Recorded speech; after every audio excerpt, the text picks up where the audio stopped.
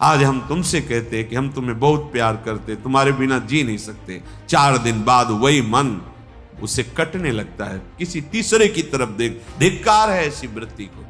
ये जो मलिन बुद्धि है ये हमें ऐसी प्रेरणा देती है कि जिसके लिए मन चाहता है, जिस इंद्रियजन्य सुख के लिए एक बार छक के भोग लूं फिर मैं निकल जाऊंगा। पूर्वाभ्यास विषय भोगने का है, इसलिए कठिन लगता है कि अब हम जी नहीं पाएंगे। ऐसा लगता है हम नहीं रह पाएंगे, हम नहीं चल पाएंगे। ये शरीर सच्चिदानंद तो है नहीं, ये जवानी है, इंद्रियों में थोड़ा बल है तो देख लो, दंडता कर लो। जहां ये नष्ट हुआ फिर तुम ही इसी शरीर को छोड़ने के लिए प्रार्थना करोगे, कृतार्थ हो जाओगे। तुम केवल एक बात मान लो,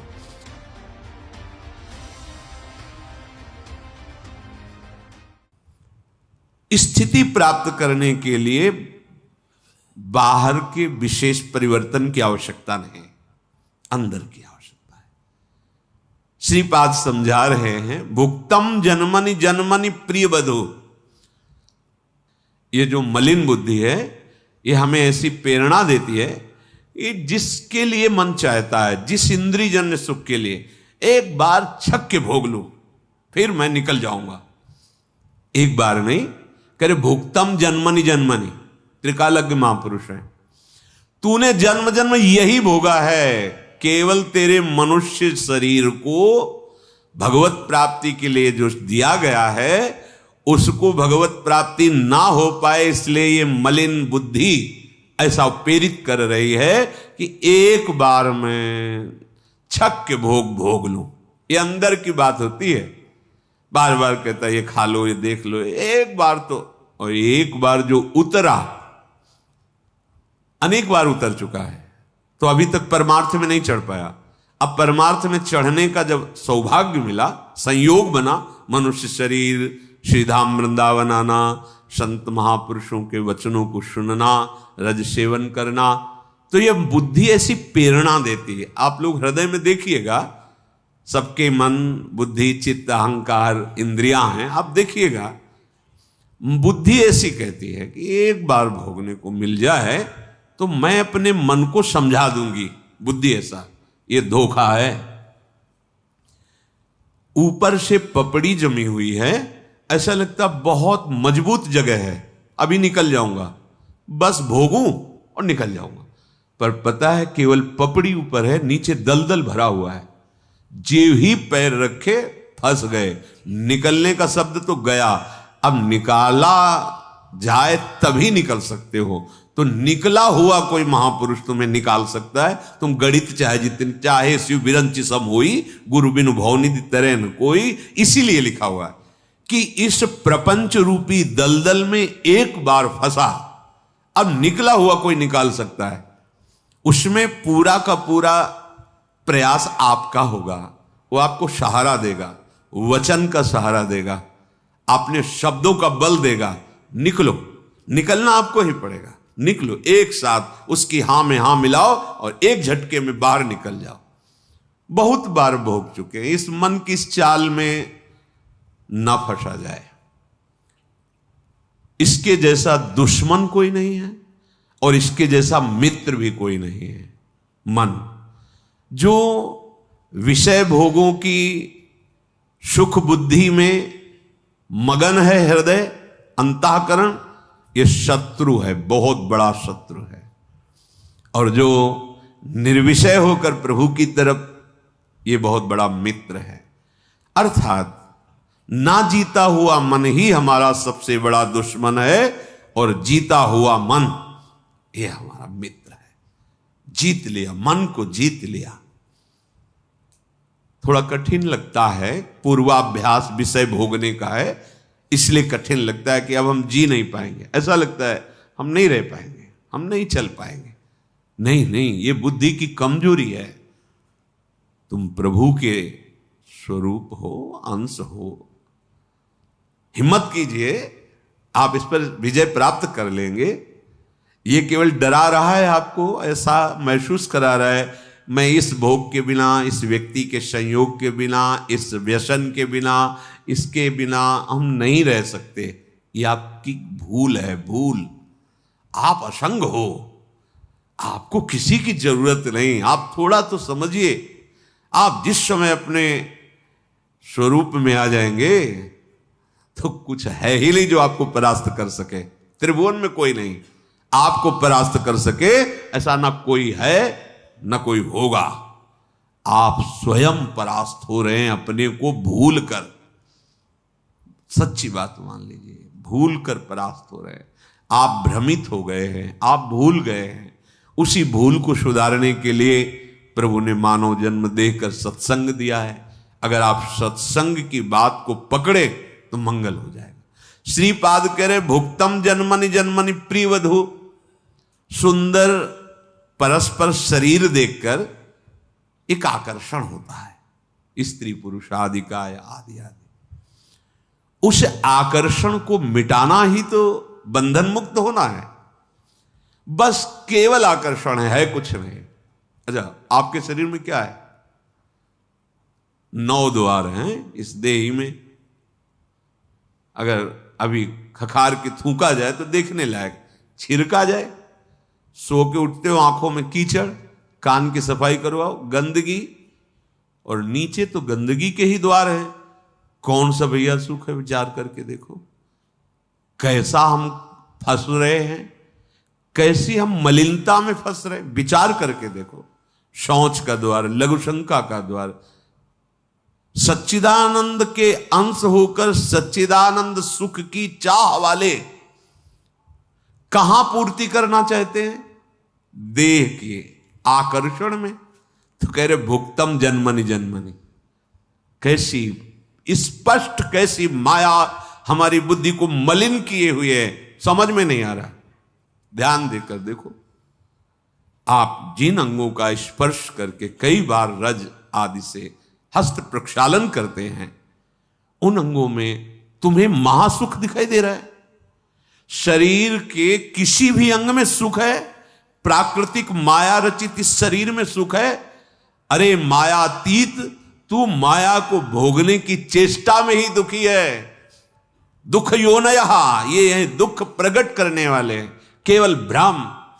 हमें लगता है इसमें सुख है और उसको लगता है उसमें सुख है किसमें सुख? आज तक कोई नहीं पकड़ पाया किसमें सुख है।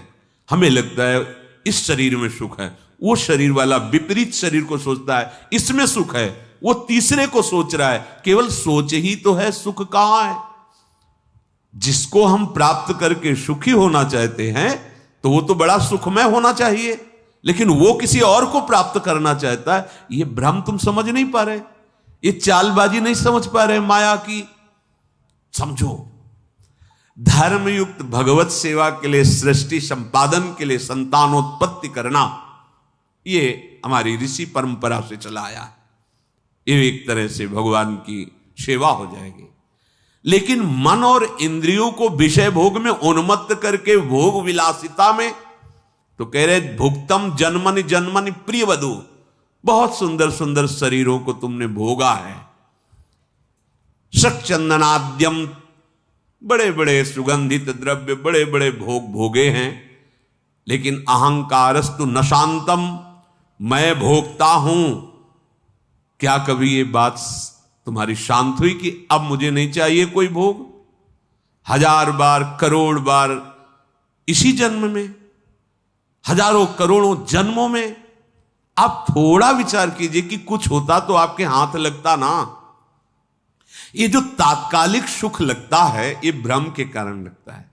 एक उदाहरण में संत भगवान बता रहे थे, जैसे कुत्ते ने सूखी हड्डी किसी जानवर की देखी, वो उठा के एकांत की तरफ भागा कि कहीं दूसरा कोई श्वान कुत्ता इसे छीन न ले।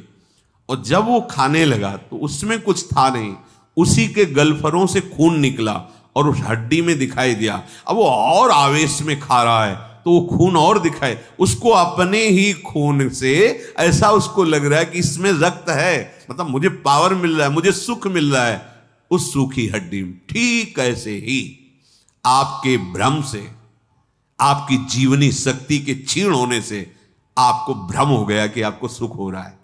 बिल्कुल, अब समझ आ जाए तो अब इतनी मलिन बुद्धि है कि ये सब सुनने के बाद भी वो राजी वहीं रहेगी।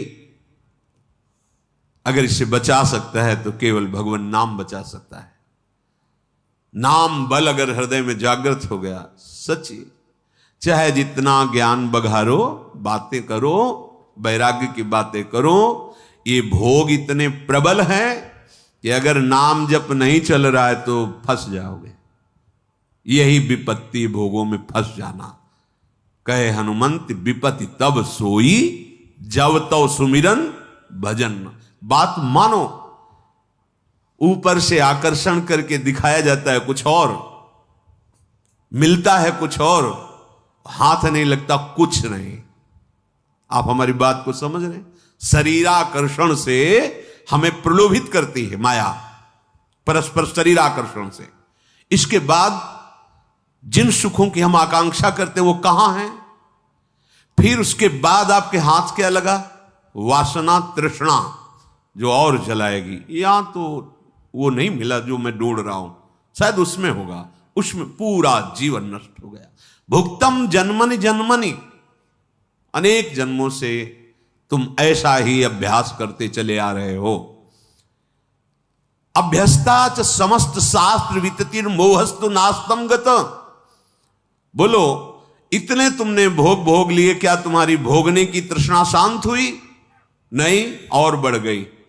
हां, जैसे अग्नि में सहाते सहाते घी डालो तो और प्रज्वलित होती है, ऐसे ही भोग भोगने से भोग वासना और प्रज्वलित होती, बढ़ती है। न शांतम, वो कभी शांत नहीं हुई। देख लो, जब से सृष्टि हुई इसी आकर्षण में, इन इंद्रियों के भोगों में फंसे हैं। दूसरी बात कह रहे हैं, तुम्हारे अंदर यह है कि मैं कुछ ऐसा कर लूं जिससे मेरा नाम हो जाए। तो कह रहे हैं एव सुयसो ववर्जितम। बहुत जन्म ऐसे तुम्हारे हुए जिसमें तुम देवराजेंद्र भी बने होगे, बड़े लोकपाल भी बने होगे, आदि आदि। कुछ नहीं, आंख मूंदते ही कुछ नहीं। चाहे जिस पद के अधिकारी हो, चाहे जितना आपका वैभव, ऐश्वर्य, यश, बड़ी महिमा, सब चले गए। दुर्दांत अधर्मी, वो भी गए। बहुत संयमी यशस्वी, वो भी गए। नहीं रहना है यहां, जाना है सबको। हम तुम सबको जाना है, जाने की तैयारी कर लो।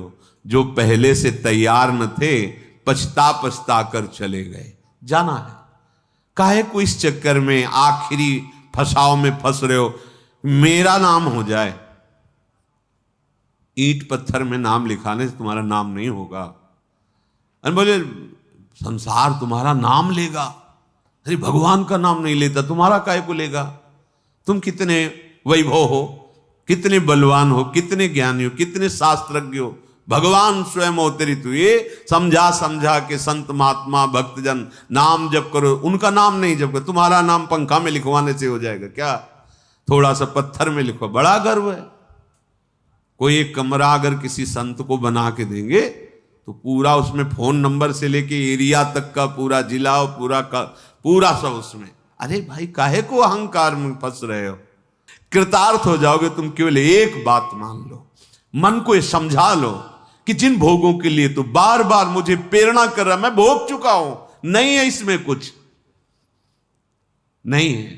कैसे अब वो शब्द नहीं, कैसे समझाएं? ये भ्रम कितना। घृणा नहीं होती तुम्हें?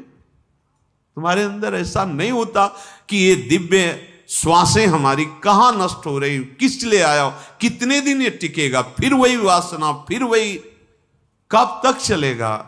कोई ऐसा टिकाऊ है यहां? कुछ क्या टिकाऊ है?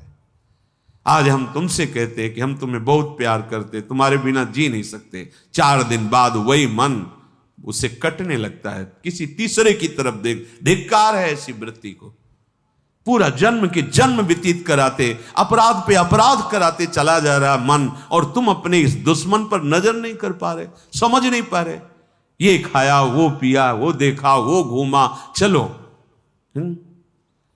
करोड़ों रुपए लगा करके केवल आंख चराना है, केवल इंद्रियों को पुष्ट करना है भोगों में। क्या क्या जीवन का लक्ष्य यही?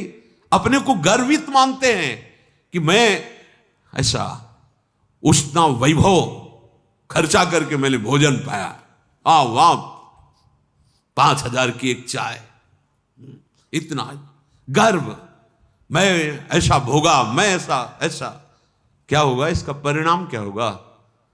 हाथ कुछ लगेगा नहीं और ये दिव्य जीवन नष्ट हो जाएगा। आखिरकार ये शरीर सच्चिदानंद तो है नहीं, ये जवानी है, इंद्रियों में थोड़ा बल है, तो देख लो, दंडता कर लो। जहां ये नष्ट हुआ फिर तुम ही इसी शरीर को छोड़ने के लिए प्रार्थना करोगे। जब दंड उपस्थित होगा तो कहोगे भगवान उठा लो। तो तुमने पहले तो भगवान के पास जाने वाली बात तो कोई की नहीं, तो काहे को उठा ले? जहां जहां भोगे हो भोगो तुम उनको। उन्हीं इंद्रियों को देखो कैसे सड़ती हैं, कैसे तुम्हें कष्ट देती है। वही मन देखो जिसके अनुसार तुम चले हो, आज तुम्हें जीने नहीं देगा, तुम्हें मरने के लिए प्रेरणा। मरने के बाद कोई व्यवस्था नहीं है, क्योंकि आपने मरने की तैयारी की नहीं थी। भगवत चरणारविंद का आश्रय लिया, फिर भटको नवीन शरीर, और वही दुष्ट मन तुम्हारे साथ। जहां जाओगे आपके पिंड नहीं छोड़ने वाला है मन, जब तक इसे भगवान के हवाले नहीं कर दोगे। सावई मनहा कृष्ण पदार्थ, इसमें निष्ठा काम करेगी। अंगद की तरह पैर जमा दो, भगवान के प्रताप का स्मरण करके एक काम, क्रोध लोभ मोह मद मत्सर अब उठा दे मुझे भला परमार्थ से तो देखूं। भगवान को साक्षी करके और चल दो इस मार्ग, कोई नहीं उठा पाएगा। भगवान का बल लेकर आप कोई परास्त नहीं कर सकता। ये बड़ी महामहिम बात है। अगर बल स्मरण करो, मेरे बल से वृंदावन रानी, कौन परास्त कर सकता है? क्योंकि सब इन्हीं के बल से बलवान है जो हमारे को परास्त कर रहे हैं। सब कर परम प्रकाशक जोई, इन्हीं से परम प्रकाश प्राप्त हो रहा है।